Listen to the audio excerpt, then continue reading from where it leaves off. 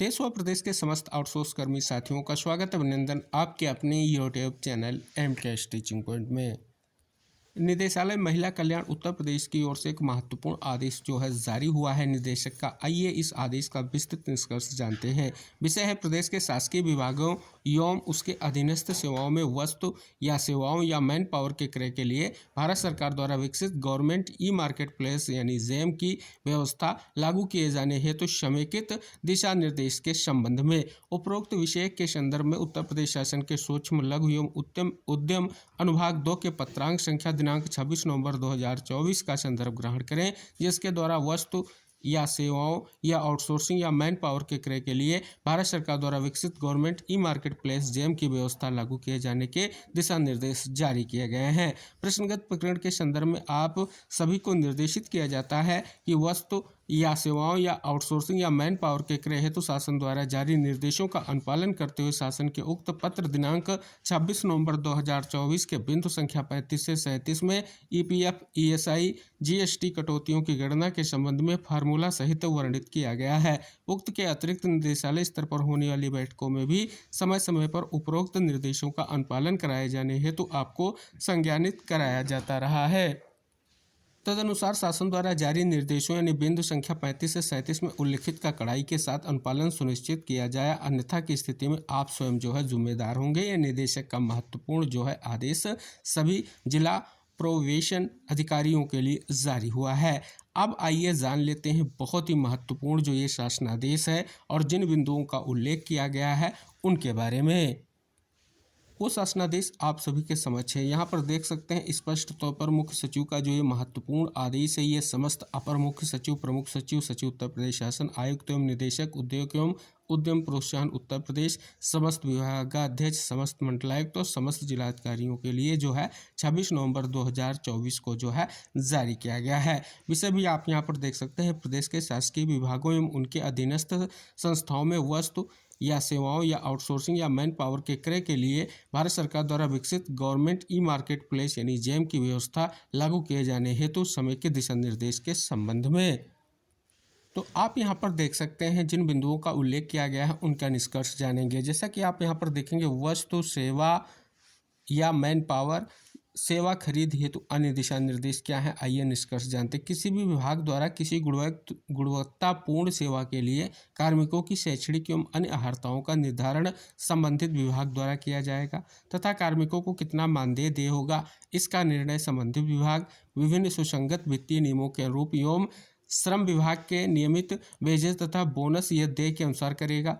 जो वर्तमान में कार्मिकों को प्राप्त हो रहे मानदेय से कम अनुमन्य नहीं होगा। श्रम संविदा नियमावली, साप्ताहिक, राजकीय, मातृत्व आदि अवकाश एवं कार्य के घंटे जैसे नियमों का जो है अनुपालन कराने की जिम्मेदारी क्रेता विभाग की होगी। सेवा प्रदाता द्वारा कार्मिकों के ईपीएफ व ईएसआई आदि की कटौतियां नियमानुसार जो है की जाएंगी। क्रेता विभाग द्वारा इसका अनुपालन सुनिश्चित कराया जाएगा। उक्त के संबंध में सेवा प्रदाता द्वारा नियमित कटौतियां कर संबंधित विभाग में जमा की जा रही हैं, इसका पर्यवेक्षण संबंधित क्रेता विभाग द्वारा किया जाएगा। यदि सेवा प्रदाता द्वारा 1 माह तक कटौतियां नहीं की जाती हैं तो सेवा प्रदाता को सचेत करते हुए कटौतियां सुनिश्चित करानी जाएंगी। इसके पश्चात भी यदि सेवा प्रदाता द्वारा ईपीएफ और ईएसआई आदि की कटौतियां नियमानुसार नहीं की जाती तो संबंधित सेवा प्रदाता पर क्रेता विभाग द्वारा जेम पोर्टल के नियमों के तहत कार्रवाई की जाएगी। पॉइंट नंबर 36 है कि सेवा प्रदाता द्वारा ईपीएफ, ईएसआई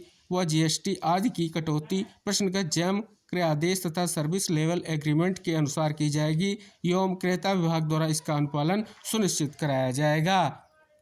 पॉइंट नंबर 37 है कि मिनिमम बेस पर आधारित मैन पावर आउटसोर्सिंग सेवा की जेम बिड हेतु सेवा प्रदाता के लिए हर न्यूनतम सेवा शुल्क भारत सरकार के वित्त मंत्रालय के दिनांक 6/1/2023 द्वारा जो है 3.85% निर्धारित किया गया है, जिसमें 3% लाभ एवं 0.85 ट्रांजैक्शन शुल्क जो वर्तमान में प्रचलित अपरिहार्य आवश्यक कारणों के अंतर्गत क्रेता विभाग सेवा शुल्क को 3.85% से अधिक पर अधिकतम 7% तक एमएसएमई विभाग से परामर्श के उपरांत ही निर्धारित कर सकता है। तो इन महत्वपूर्ण जो है बिंदुओं का उल्लेख किया गया था जो आदेश जारी हुआ है उसमें, तो हमने यहाँ पर विस्तृत जानकारी आपको इन बिंदुओं के बारे में प्रोवाइड कराई है। तो जैसा कि आपने यहाँ पर एक महत्वपूर्ण आदेश और उसका निष्कर्ष जाना, एक और जो है महत्वपूर्ण खबर हम आपको प्रोवाइड कराना चाहेंगे। जैसा कि हम आपको लगातार जो पड़ोसी राज्य हैं या अन्य जो महत्वपूर्ण इम्पोर्टेंट जो अपडेट्स हैं हमारे आउटसोर्स कर्मी साथियों के लिए लगातार शेयर करते आ रहे हैं, तो फिलहाल एक महत्वपूर्ण आदेश जारी हुआ है। हालांकि उत्तर प्रदेश में अगर आउटसोर्स भर्तियों के दृष्टिकोण से देखें, कार्यरत लाखों कर्मियों के दृष्टिकोण से देखें, तो वर्तमान में आउटसोर्स सेवा निगम के गठन की प्रक्रिया जो है गतिमान है। अभी जो है इंतज़ार किया जा रहा है साथियों के न्यूनतम मानदेय को लेकर के क्या इंतज़ार का निष्कर्ष आएगा, कहीं ना कहीं अभी भी इंतज़ार जारी है। तो फिलहाल किस स्टेट से एक और बड़ी खबर आई है, आइए उसका निष्कर्ष आप तक शेयर करते हैं। जैसा कि आप सभी के समक्ष एक महत्वपूर्ण खबर की याचिकाकर्ताओं की ओर से सुप्रीम कोर्ट के फैसले का हवाला दिया गया। मनरेगा कर्मचारियों को रेगुलर करने पर हाईकोर्ट ने केंद्र से जवाब मांगा, कहा मानवीय नीति बनाना केंद्र का जिम्मा। पंजाब एवं हरियाणा हाईकोर्ट ने मनरेगा योजना के तहत कॉन्ट्रैक्ट के आधार पर कार्यरत अकाउंटेंट्स असिस्टेंट्स के नियमितीकरण की मांग पर केंद्र सरकार से जो है जवाब तलब किया है। कोर्ट ने कहा कि मनरेगा केंद्र सरकार की प्रमुख कल्याणकारी योजना है और इसके प्रभावी क्रियान्वयन में ऐसे कर्मचारियों की वर्षों से दी जा रही सेवाएं अहम भूमिका निभा रही हैं। जस्टिस ने कहा कि चूंकि मनरेगा की नोडल एजेंसी केंद्र सरकार, इसलिए उस पर यह जिम्मेदारी बनती है कि वह लंबे समय से कार्यरत संविदा कर्मचारियों के लिए एक समग्र और मानवीय नीति बनाए। कोर्ट ने कहा कि निष्पक्षता, करुणा और सामाजिक न्याय की भावना के तहत राज्य को एक मॉडल नियोक्ता के रूप में इन कर्मचारियों की वैध अपेक्षाओं पर विचार करना चाहिए।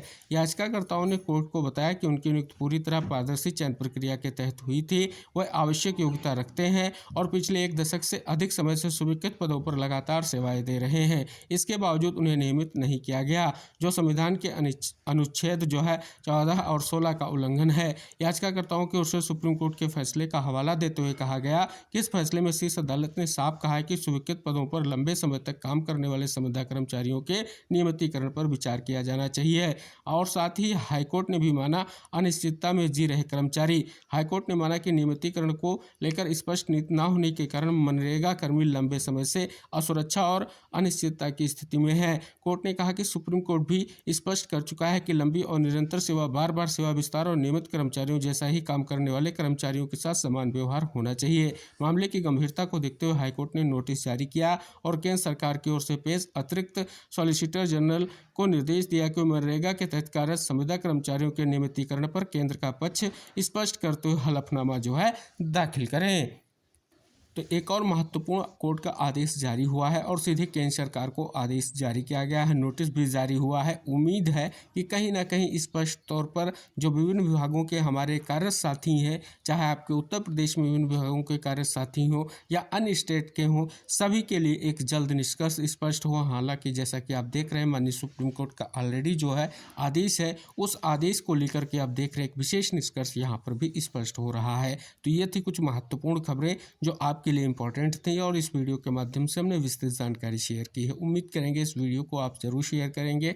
चैनल पर नए हैं तो चैनल को सब्सक्राइब करके बेल आइकन प्रेस कर लीजिए, जिससे नेक्स्ट कोई भी इन्फॉर्मेशन आपके लिए शेयर की जाए आप तक आसानी से पहुंच सके।